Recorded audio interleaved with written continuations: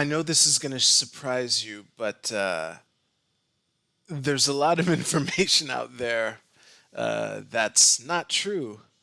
Some people might even call it fake news.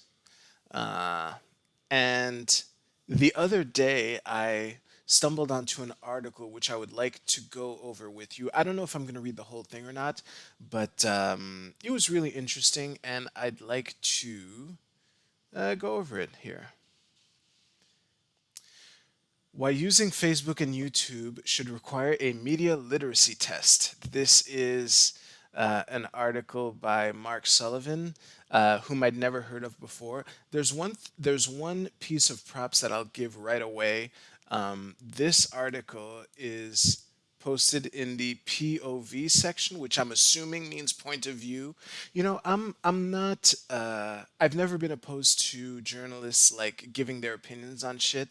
I just want them clearly identified as editorials, which this seems to be. It'd be funny if POV meant something else, but yeah. Let's take a look at this.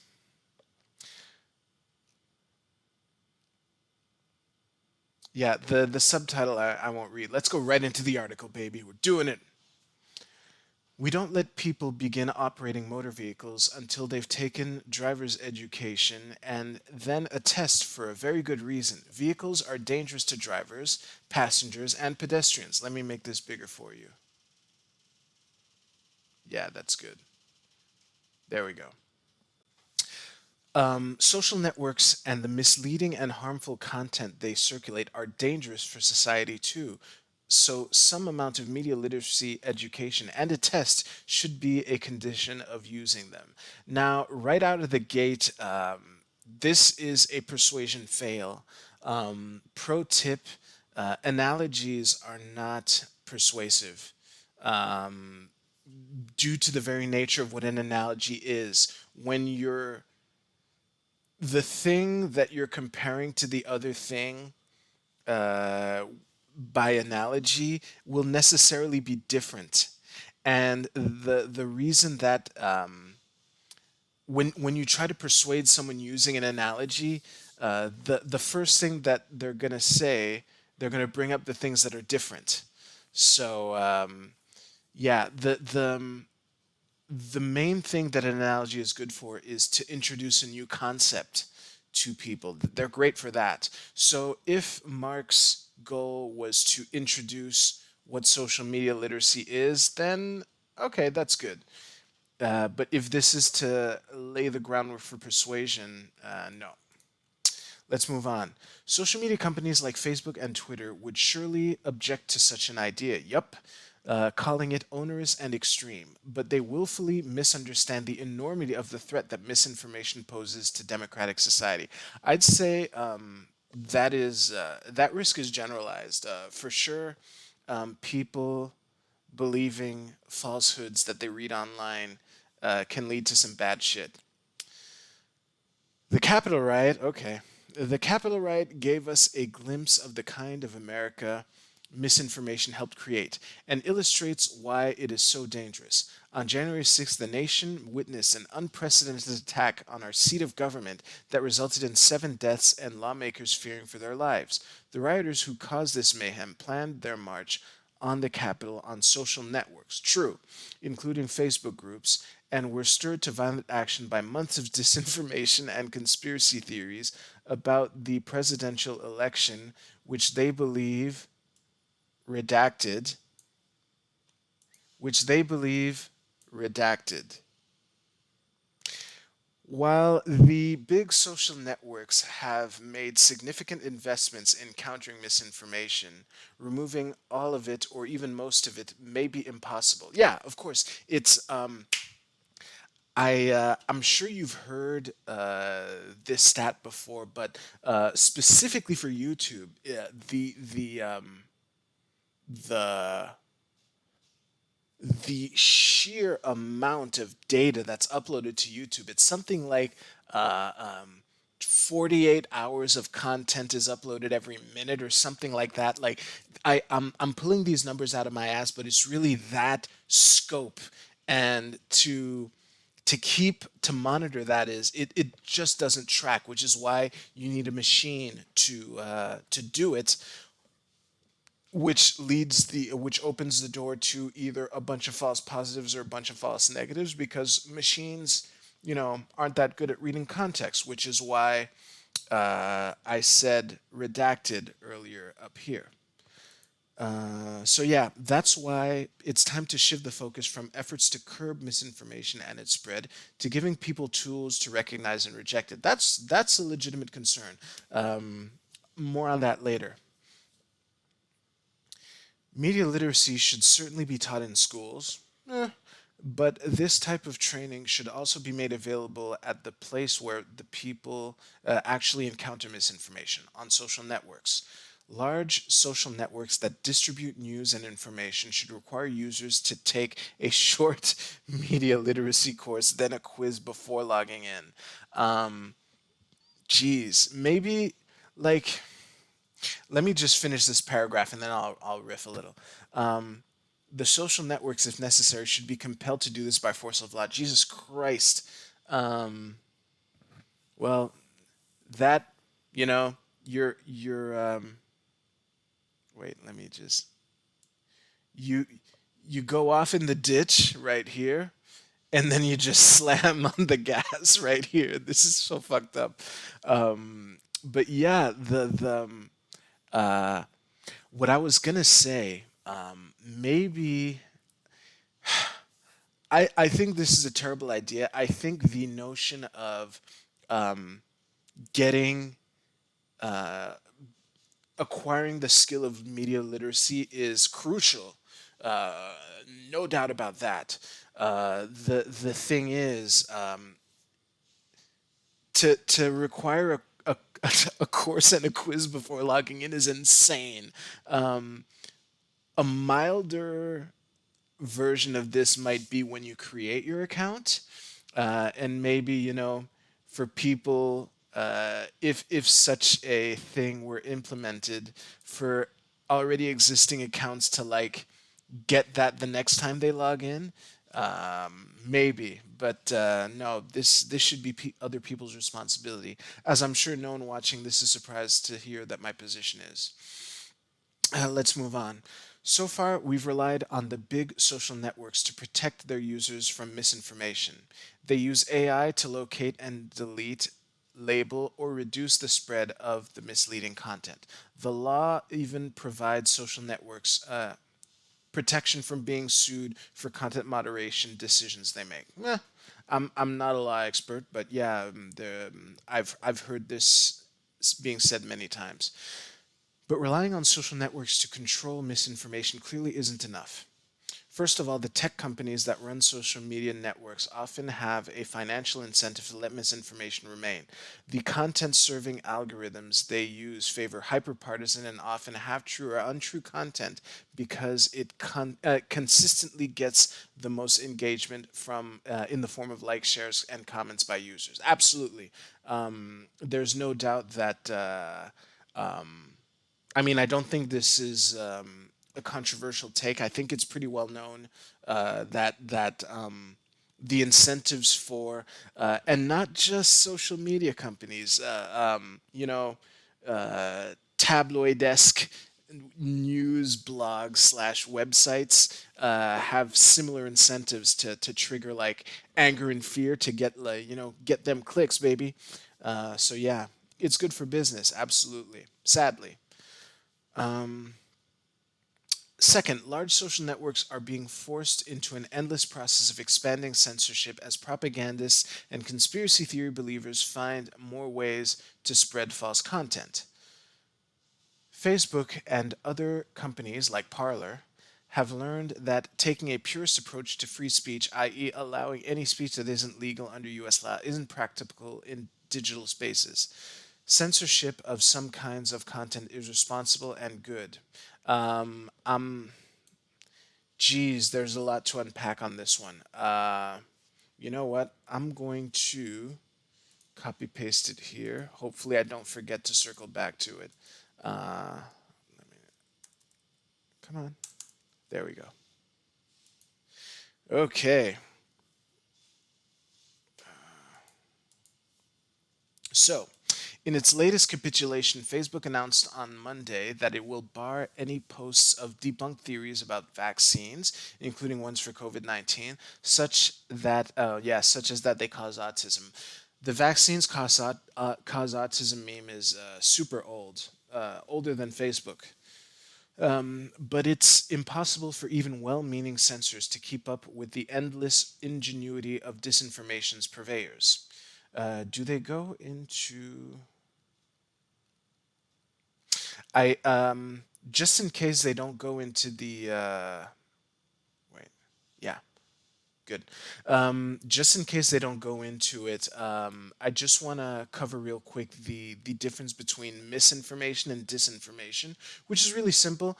Disinformation is intentional. Misinformation is accidental. It's really that simple. So, yeah, well-meaning censors trying to play cat and mouse with disinfo agents, that's a legit concern. Yeah. There are logistical and technical reasons for that. Facebook relies on 15,000, mostly contract content moderators to police the posts of its 2.7 billion users worldwide. Okay. And it is increasingly turning into AI models. Oh wait, it is increasingly turning to AI models to find and moderate harmful or false posts. But the company itself admits that these AI models can't even comprehend some types of harmful speech, such as within memes or video. Yeah, I'll remind you of how I said redacted earlier about that thing we're not supposed to say on YouTube. Yeah, it cuts both ways, man. Understanding the premise of a meme, I get it's. I don't think that's something that you can digitize. Certainly not anytime soon.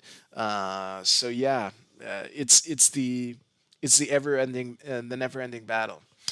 That's why it may be better to help consumers of social content detect and reject misinformation and refrain from spreading it. Okay, now it's they slip back to misinformation. Whatever. I have recommended that the platforms do media literacy training directly on their sites, says disinformation and content moderation researcher Paul Barrett. Despite Deputy Director of NYU Stern Center for Business and Human Rights. There's also the question of should there be a media literacy button on the site staring you in the face so that a user can access media literacy data at any time. You see, this is probably the best take of this entire article. I would have no problem with some, you know, here's how to fact check things, just floating there on Facebook that people will eventually ignore for sure. Because again, it's a valid concern, which I will elaborate on after reading this article. So, a quick primer. Social media users, young and old, desperately need tools to recognize both misinformation. Okay, cool. So, misinformation, false content spread innocently out of ignorance of facts, and disinformation, false content knowingly spread for political and financial reasons. I think the reasons are irrelevant, but I'll let it slide. Actually, yeah, those would be the two main motivations to do it anyway. So I think I'm splitting hairs here. Including the skills to uncover who created a piece of content and analyze why. This right here is the key to the skill, really. Yeah, I'll. You know what? I will copy paste this also so that I don't forget to circle back to it. There we go. Cool. These are important elements of media literacy, which also involves the ability to cross check information with additional sources, evaluate the credibility of authors and sources, recognize the presence or lack of rigorous journalistic standards, and create and/or share media in a manner reflective of its credibility according to the United Nations Educational, Scientific, and, okay, UNESCO. Packaging a toolkit of basic media literacy tools, perhaps specific to news literacy, and presenting them directly on social media sites serves two purposes. It arms social media users with practical media literacy tools to analyze what they're seeing, and also puts them on alert that they're likely to encounter bias or misleading information on the other side of the login screen. Man, if you don't know that you're likely to encounter misleading information, I don't know what you're even doing on social media. Like, Jesus Christ. Uh, it's like, it's like, you know, it's quite possible that you get into an accident once you leave your home and go driving on the road. Like, who doesn't know this? Jesus Christ. All right. That's important because not only do social networks make misleading or untrue content available, they serve it up in a way that can disarm a user's bullshit detector. Thus, the necessity to strengthen it, which is in part the premise of this article. The algorithms used by the likes of Facebook and YouTube favor content that's likely to elicit an emotional, often partisan response from the user. And if a member of Party A encounters a news story about a shameful act committed by the leader in Party B, they may believe it and then share it without noticing that the ultimate source of the information is Party A. Oof, this happens a lot more often than one would like. And how intimately tied is the source to Party A? That's another interesting question. Let's move on. Often, the creators of such content bend or completely break the truth to maximize the emotional or partisan response. This works really well on social networks. A 2018 Massachusetts MIT study of Twitter content found that falsehoods are 70% more likely to get retweeted than truth, and falsehoods spread to reach 1,500 people about 6 times faster than truth does. Jesus, that's that's pretty bad. I know there's that saying, a lie can go around the world 3 times before the truth can is done lacing its shoes or whatever. Man, that's a shame. But media literacy training also works. The RAND Corporation conducted a review of available research on the efficacy of literacy education and found ample evidence across numerous studies that research subjects became less likely to fall for false content after various amounts of media literacy training. Yeah, this is like martial arts. So this is no surprise. Like a study found that people were more likely to avoid getting hurt in bar fights after taking martial arts classes. Yep, makes sense. Other organizations, including the American Academy of Pediatrics, the Centers for Disease Control and Prevention, and the European Commission, have reached similar conclusions and have strongly recommended media literacy training in schools. If you're going to do it somewhere, my thoughts on schools as an institution will be left for another day. But if you were to teach something, I wouldn't mind teaching it there, which is probably why you'll never see it there. Facebook has already taken some steps to embrace media literacy. It has partnered with the Poynter Institute to develop media literacy training tools for kids, millennials, and seniors. Yeah, seniors need it too. Jesus Christ, I was right on the border of growing up before the internet, and yeah, people older than me are even more fucked. The company also donated $1 million to the News Literacy Project, which teaches students to scrutinize the sourcing of an article, make and critique news judgments, detect and dissect viral rumors, and recognize confirmation bias. Oof, recognizing confirmation bias is that task is much bigger than people realize. Um, just just I hate to burst your bubble, but There's absolutely no difference. Oh, wait. I was thinking cognitive dissonance. Okay, here's what I was going to say. There's no difference between cognitive dissonance and accurately perceiving the world from the perspective of the person experiencing cognitive dissonance. But this is not about cognitive dissonance. This is about confirmation bias. So I'm the dog here. I was wrong. I got triggered. Facebook also hosts a media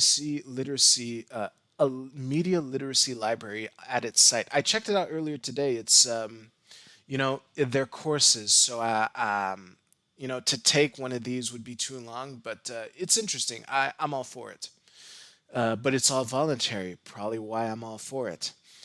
Requiring a training course and a quiz as a condition of admittance to the site is something different. The platforms would be very hesitant to do that because they'd worry about turning away users and cutting down on engagement, says NYU's Barrett. Rightfully so. If these social networks won't act voluntarily, they might be compelled to require media. Oh, jeez. By a regulatory body like the FTC. Ugh. From a regulatory perspective, this might be easier to accomplish than moving Congress to require social media literacy education in public schools. Well, yeah, like yeah, the sledgehammer would be quicker on the Facebook end than on the public schools end for sure. Whew. Moving on. It might also be a more focused way of mitigating the real risks posed by Facebook compared to other proposals such as breaking up the company or removing its shield against lawsuits stemming from user content. This would destroy the internet. If this sentence means what I think it means, that that can't happen. We don't want that. Americans became aware of misinformation when the Russians weaponized Facebook to interfere in the 2016 election. But while Robert Mueller's report proved that the Russians spread misinformation, the line of causality between that and actual voting decisions remained blurry. Understandable. For many Americans, January 6th made disinformation's threat to our democracy real. Man, I sense some slippery rhetoric between the Russians spreading misinformation in 2016 and the disinformation that led to January 6th. I sense some shady rhetoric being used here.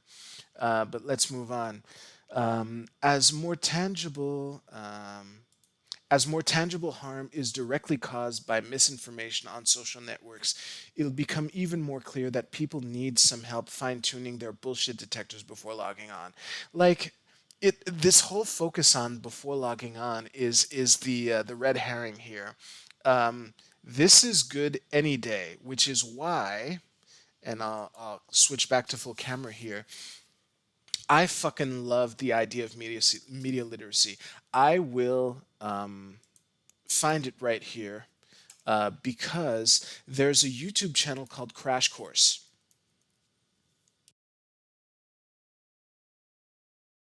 And the way Crash Course works is they post. Oh shit. Okay. So yeah, the way Crash Course works is they post all sorts of series on courses on different topics. And oh man, when did I see this? It was uh, it was roughly a year ago. Wait, where is it? There was no, it's not media studies. Anyway, um, I'm disappointed that it's harder to find than I would like it to be. But there is a oh, okay, now I see it. Let me just go here like that. That should do it. There we go. Okay. I saw a there we go. Navigating digital information. Let me just click on this. Um, I will link to this below. Uh, Hey Frank, I will link to this in the show notes to the VOD. And in this video, I strongly recommend this series. It is, you know, 1 to 2 hours of total length, and this is fucking phenomenal. Just to give you a a summary of what the takeaways of this course are.